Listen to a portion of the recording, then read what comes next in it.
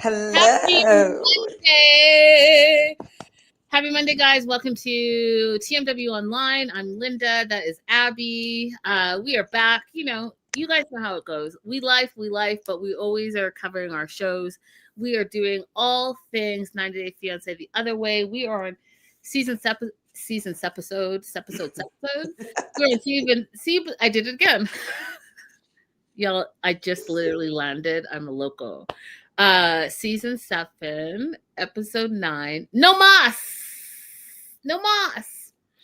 I wanted to take a minute to talk about Miss Amazing Abby.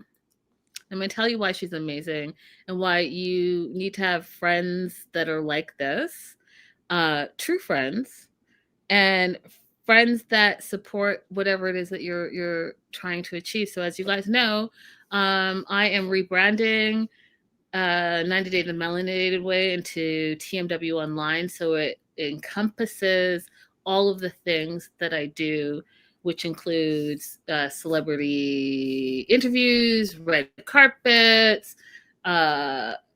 reality TV with 90 Day Fiance. But there's also like a clothing brand, merch brand.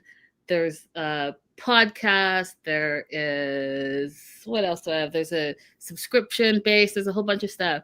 So I'm traveling and I take a minute to look at my emails and I see this. I was like, wait, what? Because I haven't relaunched yet, right, guys? The website is not, it's soft launch, but it's not up yet. There's a lot that we have to do. Still, but I'm hoping to have that done by the end of the year. That being said, I was like, it says, congratulations on your first sale with Shopify. And I was like, oh, what? Who? What? Because I was someone that had to actually like do a little bit of work and know that there was a Shopify store and purchase something. And that person is, lo and behold, the wonderful Miss Abby. And why did I think that it wouldn't tell you? I thought I was going to surprise you. listen, that is not how it works. So I was like, oh, what? Let me look at this more. And you picked one of my favorite items. So as you guys know, Nafisa is one of my favorite characters of all time of 90 Day Fiance. And Abby purchased a bag that I do. That is basically, if you guys remember, the favorite infamous line, bring me my red makeup bag, or bring me my bag with my red, whatever it is. That is my favorite line, and that's what the bag has, and has like a little lipstick thing on it. And so, Abby, I just want to say, because I've been talking about this a lot, there are a lot of people that don't support, really. They'll support a major celebrity superstar, but they don't support people that they know or that they're friends with or whatever. So you're a true blue, and I really appreciate you. And I just want to take a minute to shout you out. And they do this. The fancy kids do this nowadays. You guys, I was going to just show up with the bag and be like, look what I got. In my head, why didn't I think to just use a fake email address or something? I don't know what I was thinking. I saw it and was like, oh my God, I'm going to surprise her. You surprised me. I'm an idiot. So I can't wait to get it, and I can't wait for people to see it because they're really cute. So thank you. You're the best of the best. Thank you. No, I mean, you guys, Linda encouraged me from day one. I don't know if you guys remember all the way back when, Ray Della, you probably do. I was just like, hey, I want to come on and talk about some immigration stuff. Like, hey, I'm starting this business working for myself, and I use 90 Day to talk about immigration. And Linda was one of the only people who responded of the giant creators that I contacted. I said one of the only. No, you are the only one who responded. So it's mutual. Listen. Somebody who helps you get it out the mud. You always support people who helped you. You. And also, I wanted that bag. Love it. Yay. So that being said, let's just jump right into it, you guys. Abby, overall thoughts of this episode? Because I have some thoughts before we get started. So this episode, I was reflecting a lot on parenting. Mhm. I thought there were a lot of things that came up for me to be like, okay, as a person who's now raising an adult and like officially an adult, what are some things that I want to do in these parenting situations? I mean, like before we had Luke speaking to his father, and I kind of thought, what do you do when you have a child who's not launching very well, or they're not making very good financial decisions? But this one had like even more parenting things. I make everything about me. I always Mhm. look at it and I'm like, what would I do? How would I feel about that? How would I manage that as a Mhm. parent? Whatever. So that's what this episode brought a lot of for me. For me, I was like, oh, 1 hour and we're only covering 3 couples. We're really stretching this out. Like, what's happening right now? But on the flip side, you guys, I do talk about how I would love that they got more in depth with the couples and their backstories and all of that. So maybe that's what's happening, and I'm not really seeing it quite yet, but I feel like that's the direction they're going.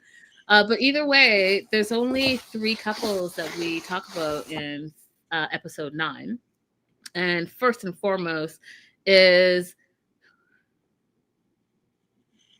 oh Lord, is that the other person again? Is the hater back? I don't know if that address is the same, but I don't even know what they're saying. Neither do I. It's so weird. What up, Dominic, Ray Della? Hey, girl. Hey. Hey, Johnny hey. and Chloe, and of course Michelle. So Chloe's been in Aruba for 1 week, and her mom is on the way to visit to make sure that her baby girl is okay, is safe, all the things, and she apparently, according to Chloe, Michelle has really high standards. Obviously, she's, a rich white lady who runs. So she's expecting big things. Now, the thing is that I thought was funny, Abby, that she says a little bit later, but I want to bring it up now, is that Michelle has been there. She's met Johnny. She knows like all the things, but she's never been to his house. And I was gonna ask you and you guys in the chat, what are your thoughts on that? Like, she's come multiple times, but she stays like wherever Airbnb or wherever she stays, but never has gone to the house. Isn't that a bit Yeah. odd? Well, Chloe said that too. I thought it was even odd when Chloe said that when she comes to visit, she stays at the hotel and Johnny just comes to her. They always go out to eat. So this is her first time staying at his house as well. I was wondering, he told us that his mom passed away, Mm-hmm. but I couldn't remember when it was because my first thought was, is it because his mom was there previously and that's why Chloe wasn't there? Um, but if it's not, if she had passed long before that, I think it's really weird because one of the best ways that you can get to know somebody is to see their environment.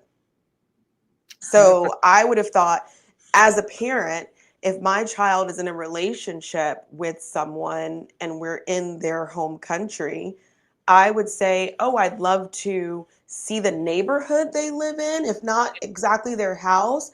Even I would just be like, I want to see the real Aruba, Yeah. the off resort Aruba. Take us to your favorite restaurant, take us to where you went to school, Yeah. that kind of thing. It's kind of, I've had this feeling up until this episode that we weren't really meeting any born and bred Arubans until we went to the car dealership. And so I was like, is that what's also happening here? That Johnny's mom is someone who just retired to Aruba? I think But yeah. I think so. You're 100% on the money, because when he said that he had met Michelle multiple times, not only in Aruba but in Boston, I was like, that's a new twist as well, right? Because we don't often see the other person traveling to America at all. Mm-hmm. He's been to Boston, so you can infer whatever you want with that. But I'm sure he's been to her house, been to her business. She's taking them out, all of that stuff. So I also don't think that, and remember I said this in the first episode that we met him, I don't think he's a local. I think he's a transplant. I think he's, Yeah, same. yeah. So we find out that he actually has a really good relationship with her. And I think that everything that Abby just said about him losing his mom and her possibly being like a surrogate mom plays into all of that. They have a good relationship, so they're going to pick her up at the airport.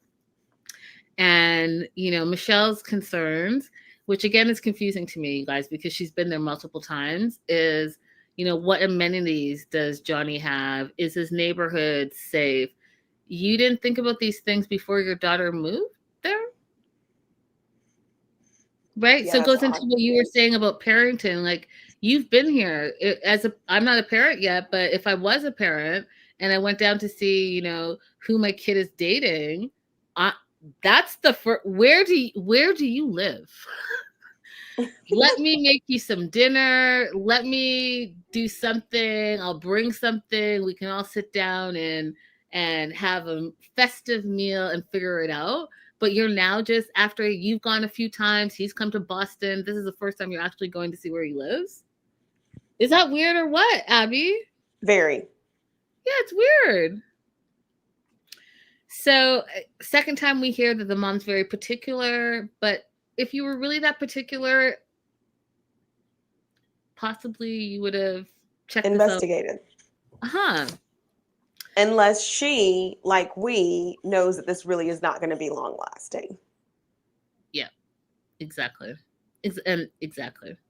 So she talks about her trip. Flight there was great. There was no one beside her in first class. First world problems. They are driving to Johnny's house. They think they hear gunshots, you guys. I like rolled my eyes. And the first thing she asked, not, hey, my daughter who's sitting in the backseat, are you okay? She says, is my luggage okay? What? Priorities. Yo. Michelle said priorities. So they get to the house. You guys, I don't know if you've traveled to any like island, anywhere in the world, but a lot of these, even at considered third world countries, a lot of the beautiful houses that they own are actually really beautiful. And I thought his house from the outside, even from the inside, it's quite cute. And in those standards, I would say he's doing quite well. Like, a lot of people don't own homes like that. And you know, he has all the essentials that one would need. And I thought the house was cute. What were your thoughts when you saw the outside of it, Abby? I was like, look at this house that is constructed with good, strong materials, and it won't blow over if the wolves puff and try to blow it down. Like a good, because you know, the construction here, Yeah. especially when I'm outside of DC, like DC has a lot of old houses, so they are like real brick. But when I'm outside of the district, like the houses are made of like chicken wire. Yeah, 100%. Hey, T-Bros. I feel like you're new, so welcome. Everyone say hi. So cute little house. First impression, the mom thinks the house needs a lot of work, and she says that it's giving her bachelor pad vibes. I didn't get those vibes at all. I didn't.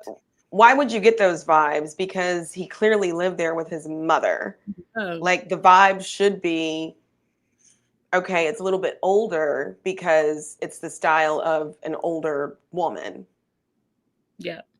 And she said something that I think people don't even realize is indicative of their own superiority, like going through the world with your own lens on that the way you do things is right and the way everybody else does things is wrong or not the right way. She immediately says the knobs on the oven are backwards. They're not backwards. They're just not turning the same direction that you would turn them. But it's this little thing where you can see someone's superiority that they don't even, like, it's subconscious. Try to be conscious of when you're feeling that way or see those things, you guys, because it's really important for self-development. Dear America. So yeah, Michelle doesn't like the spot. it's not where she wants her daughter to live. I think part of that is that she misses her daughter and the control of the whole situation. And they walk through the house, they do this whole closet thing. And one of the things that she didn't catch, as if, wow, this guy's handy. He's handy. So he's going to build a closet for Chloe, knowing that Chloe needs more closet space. But Michelle was like, well, what are you going to do with this cabinet? And what am I going to do with all these clothes that you asked me to bring? Because there's more to come. I was like, did you miss? Because, you know, in 2025, y'all, there are not a lot of manly men that can do a lot of manly, you know, stereotypical manly things. Exactly. Change a tire, build a house, build a cabinet. You know what I mean? You guys, I went to Advanced Auto Parts because my battery was dead in my car. And do you know the man asked me if I could open the hood? He didn't know how to open the hood. Like, I popped it, but he didn't know how to let the latch go to open it. And then I opened the hood. My car is a 2009, so I still have like an engine cover. And he was just like, how do I get to the engine? I'm like, oh my God. So I had to pop the hood and open the engine cover for him. At this point, I'm like, should I just put my own new battery in? That, or should he be paying you? Like, what the hell? So yeah, you guys, it's the little things. I don't know if you know anyone that knows how to build a cabinet or a closet, but that's a big deal. So mom doesn't like that. Doesn't like the fact that, you know, we talked about this, the hot water. So they don't necessarily have a hot water container. Because it gets hot enough outside, so the temperature is enough for them. So many houses don't have a hot water tank. And the mom was like, oh no, I need 89 degrees, a specific. I was like, I shower multiple times a day, actually, sometimes, you guys. I don't know what temperature my shower is. There a little like component where you just like, oh, turn my shower to 89 degrees? Probably rich people problems. I don't know. Like, I figured that was I've never owned a home thing, so I've never paid attention to a hot water heater. Yeah, me too. Because I was like, is that something? Can I wake up in the morning and put the exact temperature I want my shower to be at? Because that would be amazing. Right. Hey, Becca Kitty Meow. We love having you. Hey, girl. Hey. So mom's not impressed. And she thinks that, like Abby was saying, that reality is going to set in for Chloe.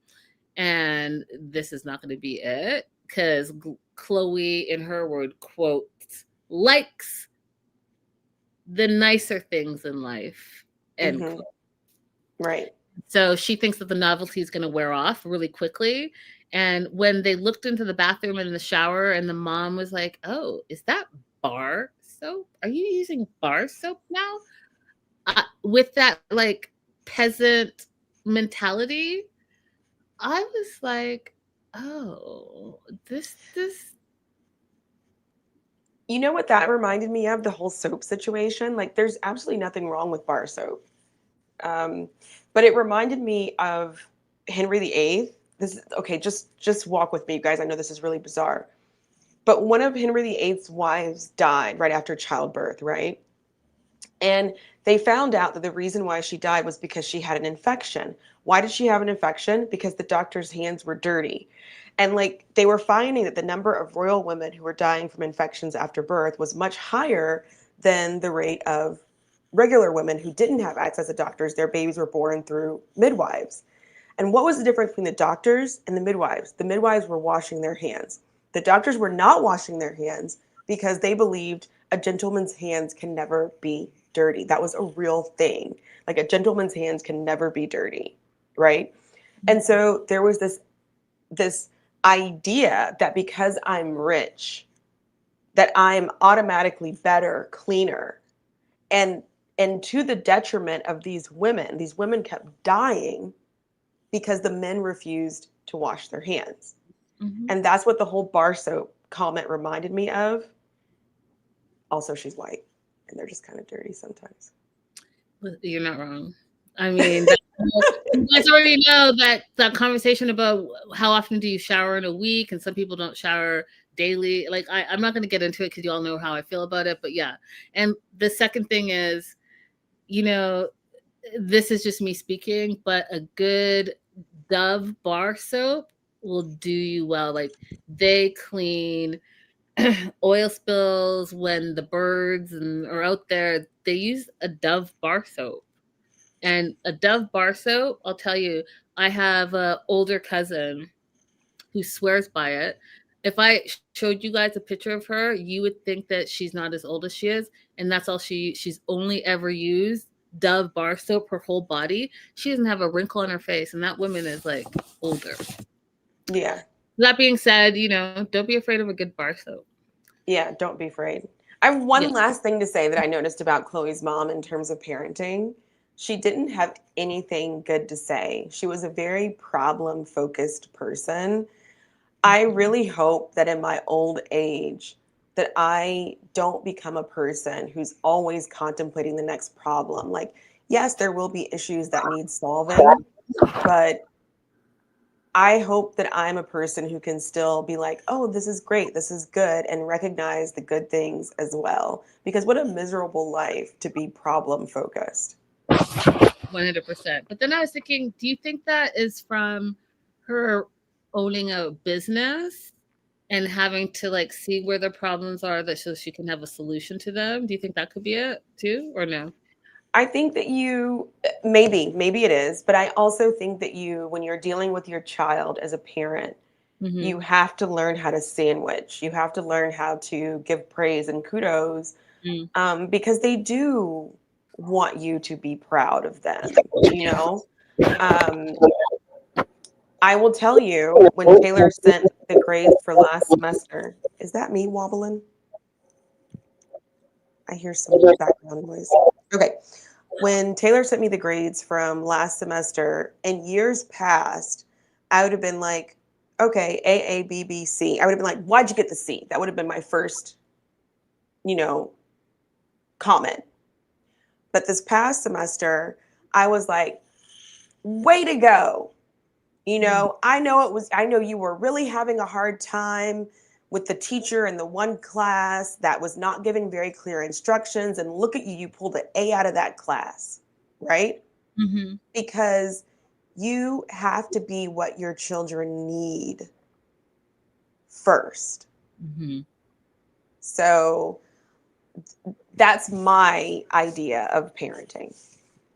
I love that. I love that a lot. Becca has a question. Okay, Linda, but what about those soaps that have exfoliants in them still need a washcloth? Yes, you do. That's it. You guys, yeah. You guys know that I have African washcloth. It's not a cloth, but it's like the net sponge thing. And it exfoliates your skin all day, every day. That's why, you think I have soft skin. Hello. Yes, Becca. Yes, girl. Becca, get the gloves. I love the gloves. And you can work your way up to a net because you do have to have some technique to use the net. And so I grew up with the net. Yeah, I grew up with the net, so I know all about it. And I have one at my place. I have one at the family house. My brother, I have one at all this. Anywhere I stay, that's where it's going. And, don't talk to me about traveling because that's a whole other thing. I will always have soft and exfoliated skin, folks. So the mom is like, yeah, this is not it, but here we are. And Chloe's committed to staying there, but she doesn't want to live there with no car. So she wants a car so that she can get a job is what she's saying. And I was like, again, that is such a privileged mentality. Because first of all, I'll tell you, so when I relocated, I didn't have a car. I took the bus everywhere. And Same.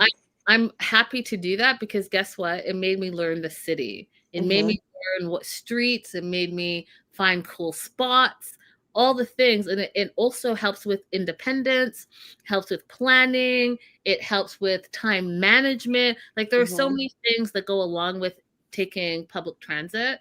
And I don't think there's anything wrong with it. I have friends who are grown women and men who've never gotten a driver's license because they live in a walkable city. They live in a city where public transit can get them anywhere they need to be. So that why get a car? Why get a driver's license? Because I can get around the city. So that mentality was a little shocking to me, Abby, because I was like, so she needs to first buy a car before she has the means to pay for such car. But oh, the means is there because Michelle's popped in. So they go car shopping. And I was just like, this is spoiled girl energy. That's the vibe that I was getting. What are your thoughts? Number one, I was like, how are you allowed to work? You know, I haven't heard you talk about applying for any kind of work permit. How are you allowed to drive? Like, what process are you going through to allow you to own a car locally, drive a car locally, and work locally? Those were my first questions. And then my other questions were, how do you develop community if you're not willing to be a part of the community and use public transportation? Same as you. When I was in Mexico, I had to learn the bus routes, which was very difficult because they're actually not published. um, Learn the bus routes, and learn the neighborhoods. I had to learn how to talk to my taxi drivers when I used a taxi. I got a few times because of not knowing what was going on, but I knew that going into it, like there's going to be a little bit of scammy here and there because I don't know everything. Yeah. Just roll with the punches. Yeah. And that's how you become a part of your community. And that's how you learn the language. You know, Yep. that's how you learn the local slang. We've got all the way to this episode without really ever talking about what it is to be an Aruban person, you know. And she hasn't said a word about trying to learn the language either. You guys, if you're watching this, you would think that in Aruba they just speak English. They don't. Yep. Oh. Okay, James. I was thinking, you know, when you're traveling and you rent a car and you rent with the current license, I think that she hasn't done any research into what it takes to actually be a local driver. So she thinks that she's going to be able to just drive because she has a American driver's license. And the fact that she now goes, she thinks that she's going to get a used car. Johnny is the one that led us astray because he's like, oh yeah, between $2,000 and $3,000. Yeah, where Y'all, did he get that number from? they get there. First of all, Chloe usually rents the car when she's there, and it's about $600 US a month.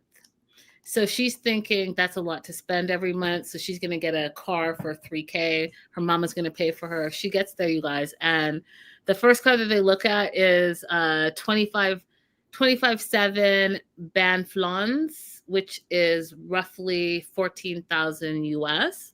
Small compact car.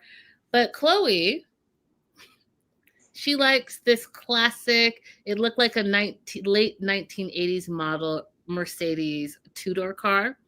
And that one was 50,000 Banflorins, which is roughly 28,000 American dollars. And I started laughing because some of you may or may not know. One of the things that I do know a lot about is shipping cars.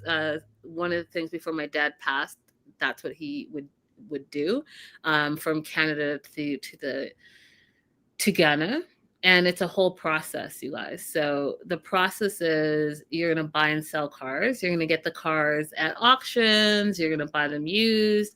And you don't just get one car and ship it. You get multiple cars, and it can take a month. It can take 6 months. It can take up to a year.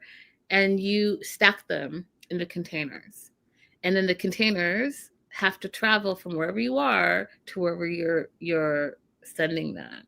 So in this case, from Canada to Ghana, that takes time. It's going to take like at least a month to get there, right? So you, the person that are waiting for your car, you might have bought your car in January. You may not get your car until September. That's how it works. Because even once it gets there, each car has to pass inspection. They have to go through the dock workers. They have to make sure that they're not a stolen car. The whole thing. It's a whole thing.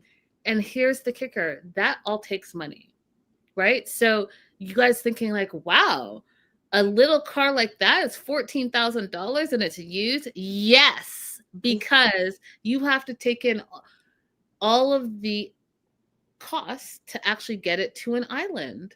To get it to an island is expensive. So that's why cars on islands are very, very expensive. Mm-hmm. So her thinking and Johnny thinking, show me the $2,000 car. Show it to me, please. Johnny had to be talking about like somebody who's selling their car themselves, like in their front yard, because that didn't even make sense for me, not knowing anything as much as you know about cars. That price didn't even make sense to me. Show me the car. That being said, the mom's like, listen, I'm not funding this. I'm cutting you off. I'm not paying for a car. I don't see what plan you have in order to like make this life work. And, you know, what's the reality? And she's like, well, I'll just rent a car for now and figure it out from there. She's like, well, I still don't see a plan. And I'm not going to continue to finance for you to live on this island. Since you've been coming here, I've spent at least $20,000 sending you money, and that's not realistic and it's not sustainable. And the mom is feeling not valued for her contributions to this little get up that Chloe's in. And Chloe had full on white girl tantrum. I was shocked. I was like, oh, there she is. Mama said no, and all of a sudden this trust fund situation is problematic for you. Wow. Like your mom just literally landed and you were taking her car shopping because you want a car, because you need a car in order to get a job. Well, that's not true. Crazy. Do you want to add anything else before we move on to Luke and Madeline? No, I said everything that was on my list for Chloe. Let's jump into Luke and Madeline, where me and Linda are forever disagreeing. Facts. Luke is feeling defeated. You know, he's not ready to give up on this relationship, air quotes. And so he's asked Madeline to meet him at a park so they can talk about their relationship.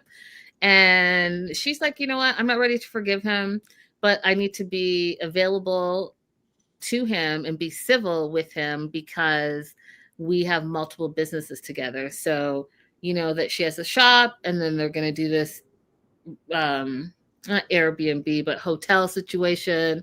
And so she's invested in both of those. Okay, I'll leave it there for a second. He wants to be with her. She doesn't believe him. And she doesn't think sorry is enough. She's so mad still about this stripper thing. And you guys, I just don't get it. I don't get it. I don't understand it. He had a friggin' bachelor party. I just don't see what the big deal is. Some of you guys have reached out to me and said, oh, what about this? What about that? Listen, don't get married if you're so jealous that your partner can't have a party to celebrate the fact that they're marrying you. Just don't do it. That's my personal opinion. I'm 10 toes deep, whatever, into it. That's my stance on it. So no chance of getting back together, she says, because that night out is just not sitting well with her at all. And he is now saying that night out cost him his relationship. You want to jump in before I go ahead? No, go ahead. So she approaches Luke and says, listen, we have these businesses together. We wouldn't have these businesses if it wasn't for me because I've made the deals. I know the contracts, et cetera, et cetera. So these properties, they call them, excuse me, she wants to make sure that she's on the title of them because it's her business too, as far as she's concerned. And he's like, well, you know, okay, I want to be with you. So if it means adding you that we can back together, then, I would do that. And she's like, yeah, no, there's no relationship. this is strictly about the business. If we're together, it only means we'll see what happens. So that means there's no sex, there's no relationship. We're just seeing what happens. That's what she's saying. At the end of the day, it's really about the business. And if something changes, I'll let you know. My personal opinion on this is that it was always about the business and the money and getting established by the supposed sugar daddy from America.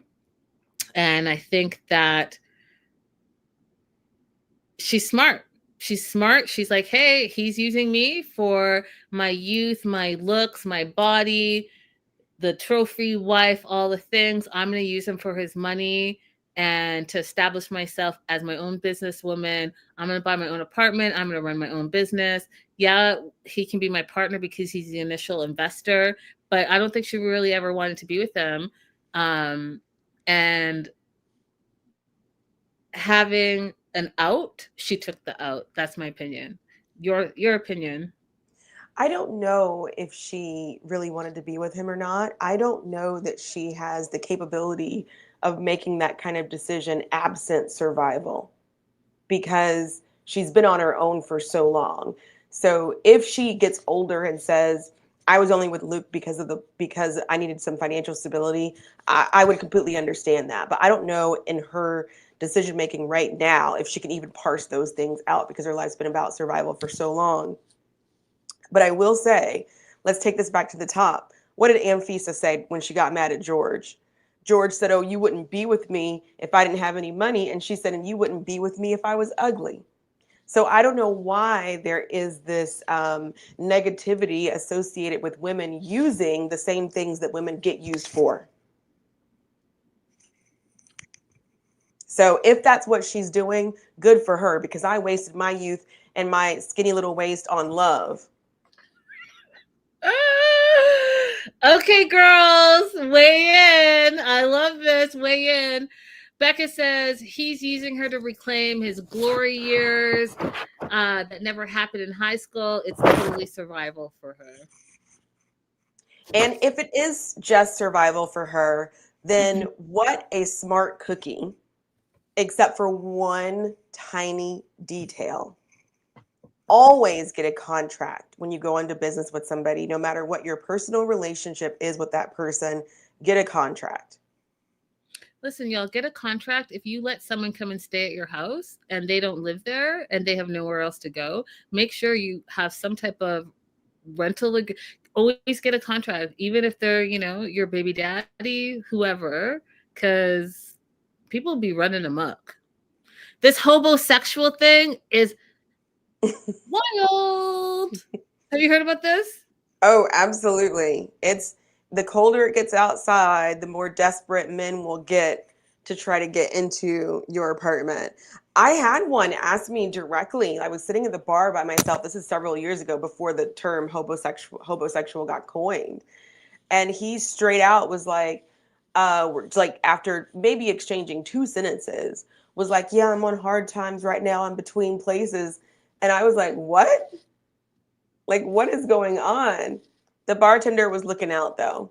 The bartender was like, hey, man, you see she's reading the book? Leave her alone.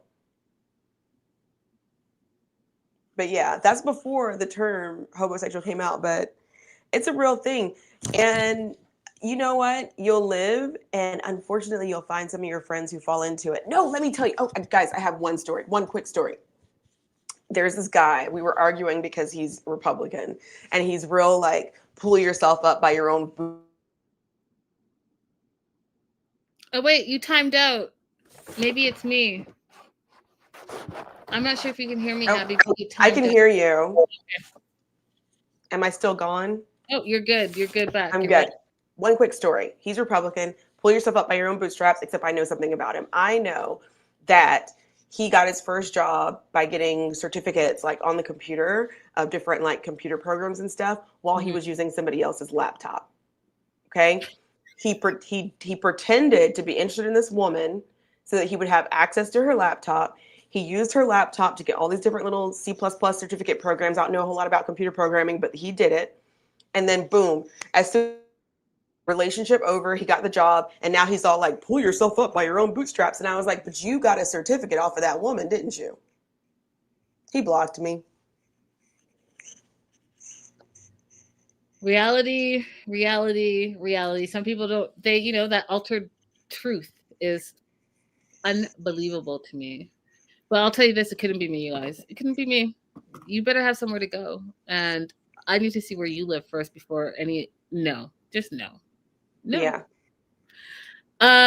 So I'm not sure how we got to the spiritual cleanse. So we went from a walk in the park to, hey, I'm going to do the spiritual cleanse. So Madeline is driving him to the market where the spiritual cleanse lady is. Madeline thinks it's a stupid idea. Dumb idea is her words. She's Catholic. She doesn't believe in witchcraft and all this stuff.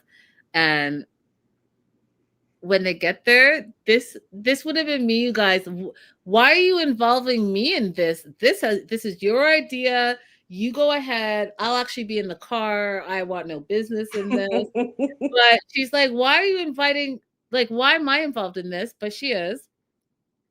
And the lady asks, what's the cleanse need to be? And she talks about the strippers and his bad economic decisions. And so she wants this lady to cleanse Luke all over. The lady's like, are you sure? And this is the part that is scary to me, because she's like, are you sure? Because if you go back, you can get physically sick and other ailments. Oh Lord, what's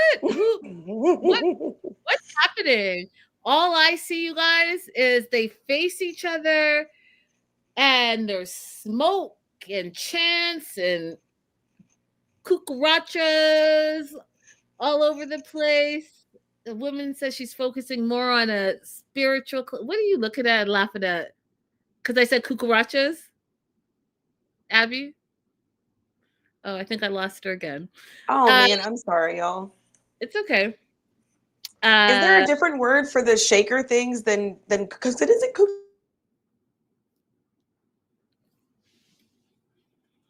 I'm sure there is another word. I don't know. I can't. Maracas. Yeah, cucarachas.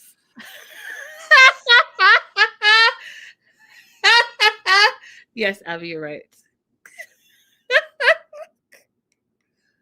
Cucarachas. Y'all knew. You guys know how I am. I make stuff up. So they're focusing on the sexual cleanse part of it. And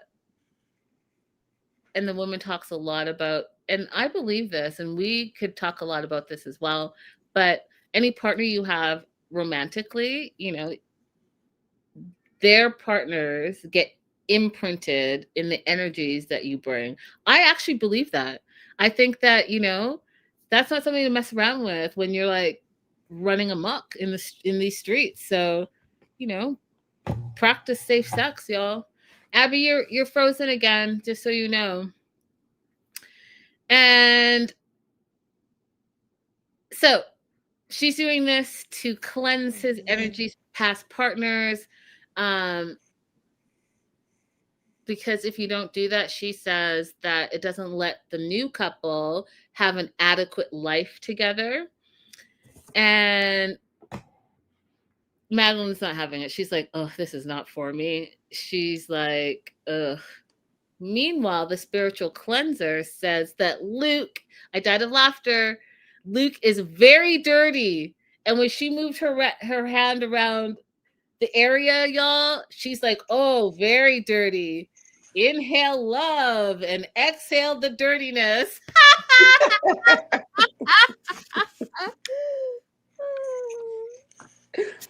Hilarious to me. Yeah, I don't know if I would do this exercise, but I do believe that your relationships alter your brain function and your brain chemistry, and they come into your next relationship in unexpected ways if you don't deal with all of that. 100%. I would not do any of this stuff, because I also think that we don't talk about the fact that you have a third party and you don't know what that person's history is, and then they're pushing all that energy. No, thank you. Nope. And then also they do this all day, every day. So they're gathering everyone's stuff. And then there's like power. No, thank you. Nope. Um,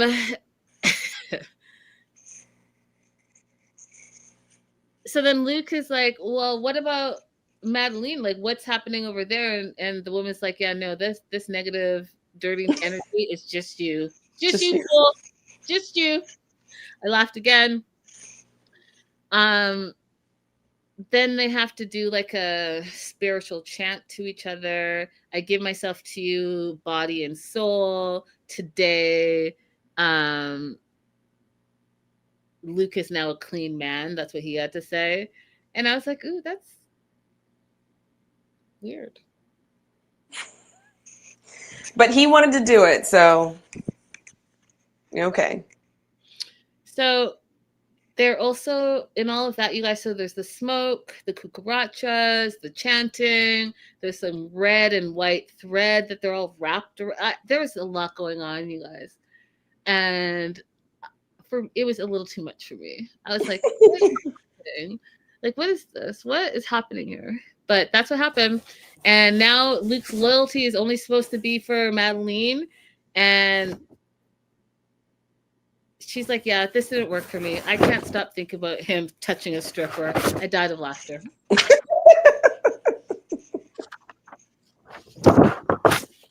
Do you want to add anything to these two? No, that's it for them. Last couple for this episode, Manon and Anthony. The mom is monitoring Manon's drinks, which I think is crazy because she is a full-on grown adult. Plus, she's also someone else's mama. So, like, what? Like, and she's lived abroad. Why are we doing this? It's just also taking me back to like all the things she said about what her parents have done to her in the past and that trauma that she carries. But that was what Sabrina was doing. Manon is chilling. She's ordering another drink, and they're like, "You want a virgin drink?" She's like, "No, I didn't say that. Well, who's bringing that up?" And she is going to also take the opportunity to talk to her auntie Christina because she's had beef with her in the past. Apparently there was a he said, she said situation, and they stopped talking. So she's like, let me just go over there and talk to her and bury this, right? So she goes over, she's like, are you enjoying the food and the restaurant? And this is her aunt's response was like, oh, she's bitter Betty. So she might not be ready to let this feud go because she's like, oh, well, Carrie Amber, I might be saying it wrong. You guys correct me if I am, was a bit hard. So it wasn't good. I think that's the cheese, right? Yeah. Am I saying that right? Oh, I don't know how to say it, but I had to guess at what it was. Yeah, it's a cheese. I just don't know if I'm saying it right. I was like, oh, so with all the food on all the table, you want to focus on the one thing you didn't like. Gotcha. Okay. When people show up and show you who they are, believe them, you guys. Believe them. Just like how Abby mentioned Chloe's mom, Michelle, and only seeing the negative stuff. Like, pay attention to that stuff, you guys, because it says a lot about what you're bringing into your life, what type of energy and people you're bringing into your life, and also their outlooks on the world. And it could be just temporary, but it also could be this is how they live. This is how they believe life is. So on the flip side, so we've got Auntie Christina, who is negative Betty. Then we have Marie, the sister, and she's looking over like, what's Manon doing? Because she's afraid that they're going to get in an argument. And then goes off to say that Manon can be explosive and doesn't keep anything to herself, and just says whatever she wants, whether it hurts or not, and says that, she just says what she thinks. And I was like, so what is your take on that before I go into it? What's your take? I was having a hard time determining, is the family dynamic that Manon doesn't want to sweep things under the rug, that everyone else is willing to just let go? And so because she chooses to talk about these things, that's why she has this reputation for being big or explosive? Or is the family dynamic that people are constantly wronging Manon, and she takes it, and then explodes when she can't take it anymore? I'm having a hard time.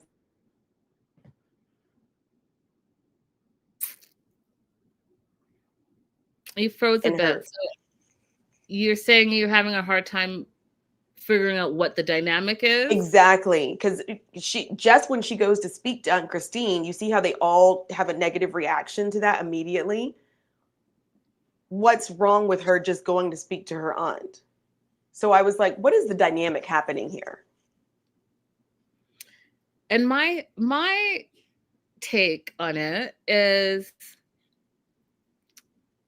as someone that is a very direct talker, I can see how sometimes people who don't like directness look at it as confrontation, look at it as you're being explosive and loud, even if you're not even raising your voice, you're just speaking truth and matter of fact.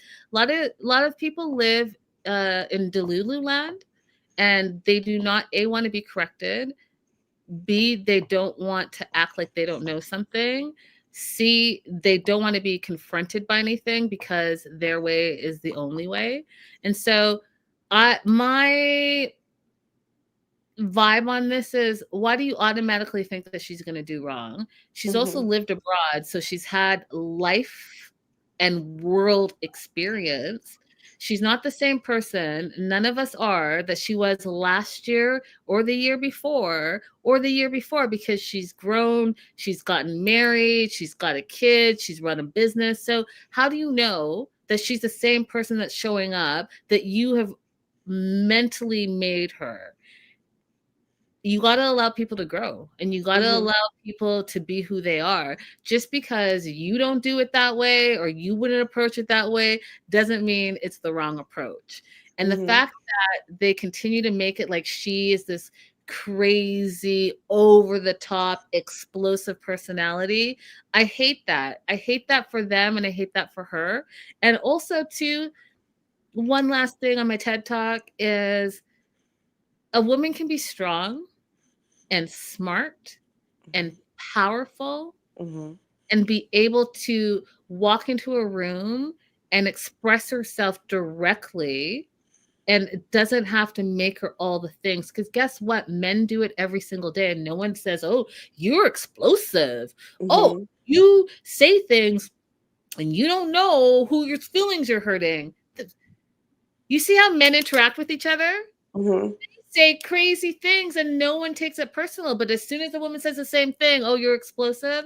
I hate that for y'all. I hate that for us. Let's just do better and be better. Right. Right.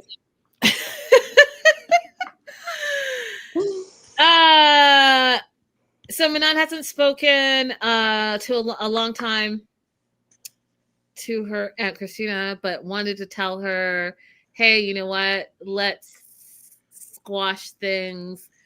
I'm happy you're here. I'm glad you came. And the aunt says, like, me too. And, despite everything, let's just fresh start it. Past in the past, clean slate, all the things. And you could see by the aunt's face, A, she was surprised. And B, she did not accept. Like, I don't think that she wanted to clean slate anything. No, it felt like to me she came to be nosy, but then I also was like, you don't know the culture, so you don't know, and you don't know Christine, so you don't know what exactly her face means. But interpreting it under my understanding of body language, it did not seem like she was receptive. She was not perceptive, girl. Nope. Nope. But Manon feels like everyone is staring at her, and so she feels like a little bit of pressure. It's like they're expecting her to do something that's incorrect. And she's like, what's going on? Because her immediate family is assuming that she's starting something when really she's quashing something. Mm-hmm. And her feedback was she feels that they make her feel that she can never do anything right, which goes into what you were saying about what is that family dynamic? Like, is she considered the black sheep of the family? And so therefore they automatically are thinking she's going to be the worst and do the worst without giving her an opportunity to show that she can do the best. I don't know. So family pulls her aside. Mom and dad corner her, which I thought was a really, because they were at a baby baptism celebration. So is this the time? And I don't know. You guys tell me time and place. Don't know, because it shouldn't be about the baby, but the mom and the dad corner her outside. And the mom is like, you know what? I don't care about anyone else. I just care about your sister.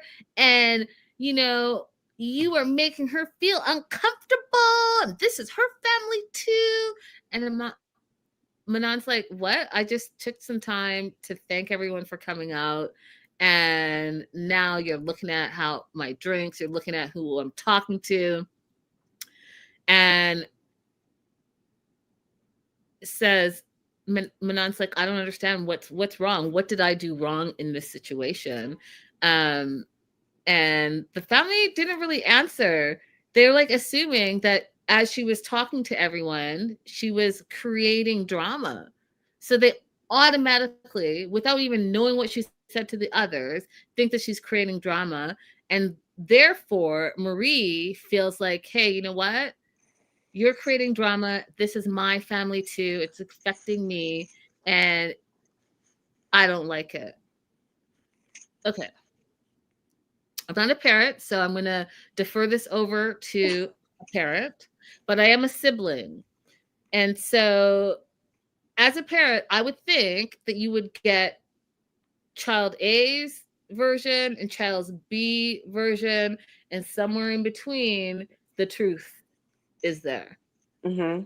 So you didn't give Manon an opportunity to say what her side was, because there was not even a side, because she had done nothing. You just took daughter's side, who has obviously lived there with you, didn't go abroad, all the things, and assumed that, again, Manon is the bad black sheep of the family. Why is that? Right. When her sister is not even reacquainted with her. Remember, she made her sister godmother just because they hadn't had a close relationship. But what I think is actually hilarious, well, it's not hilarious. It's like, this is not how you should raise kids, is that whenever me and my sisters would fight, my mom would never actually mediate the fight. She would just start hollering that she misses her own mom, and we're going to be really sad when she goes on to glory and we don't have her anymore. And like, the guilt trip would just be so strong, we would stop arguing. It worked. It worked.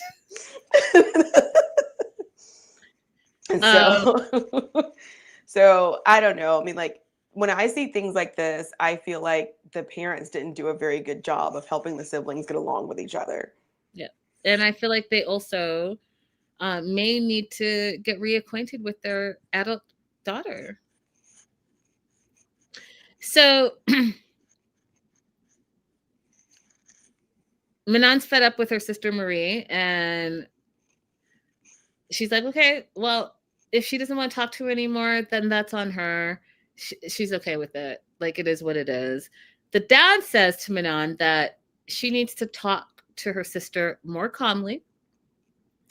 You can't get people upset all the time. You're too explosive. You're too defensive. You have no ability to talk. Parents want to protect Marie at all costs. And Manon's response to that, and I felt very sad in that moment for her, is that they're opening the gates to all her past trauma. And time does not heal all trauma, you guys, because Oh, everywhere you go, there you are. You have to deal with the trauma not only that has been imposed on you, right? So you have to heal for yourself, but then the people that created that trauma for you, that relationship has to heal. You can't just leave it, heal yourself, and walk back into the same traumatic situation. It hasn't changed. So I felt sad for her because, again, they haven't gotten to know their adult daughter, who is also now a mother. So, right, there's a whole cyclical thing that can happen here if you don't break the chains of trauma. That being said, instead of, hey, let me get to know our daughter, let's sit down and share a meal and talk through this. You're not going to talk it all out in one day, but at least that's a step. They go right back to all the things that she may or may not have been in the past. And that's unfortunate to me. it is unfortunate. I think that it would be a good idea for her to introduce some family therapy. Facts. I like this quote, or what Becca's saying here. She said, I've heard that people will often think of you from the time in which they had the most power over you, and that's how it sounds for this family. They're convinced she's still a child. It's a good comment. Thank you, Becca, for sharing. Dad goes on to tell Manon that she should be careful in what she says. She should think first. If you don't want to hurt people, he goes on to say, you don't want to upset people. And you know what? Maybe you should also change your character. What? All of this when they have no idea what she actually said to Christine. That part.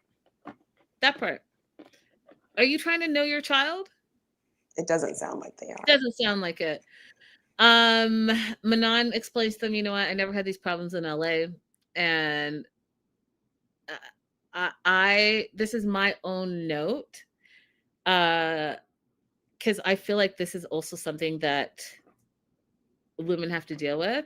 I personally am sick of hearing the stereotype that when you're a plus size woman, that comes with you're loud, you're obnoxious, you're like the life of the party because you're like just like the fat girl entertainment.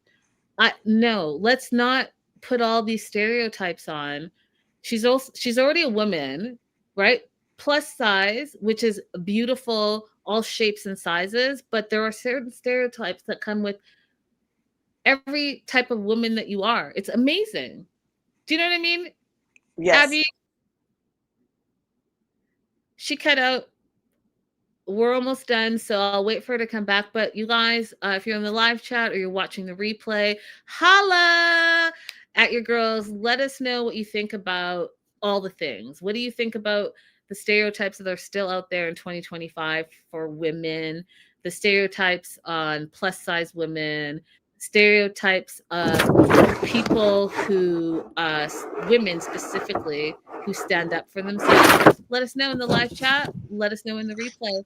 Hey, pieces. Hey, girl. Hey. Hey. We're almost done. I was just shouting out the live chat and I was saying, what are your feelings about stereotypes for all type of women? Do you want to add anything before we wrap this episode? No, what you said about Manon is right on. So this family, it might ultimately be a great thing that she's come back to France and she can work out all these things if they're open to it.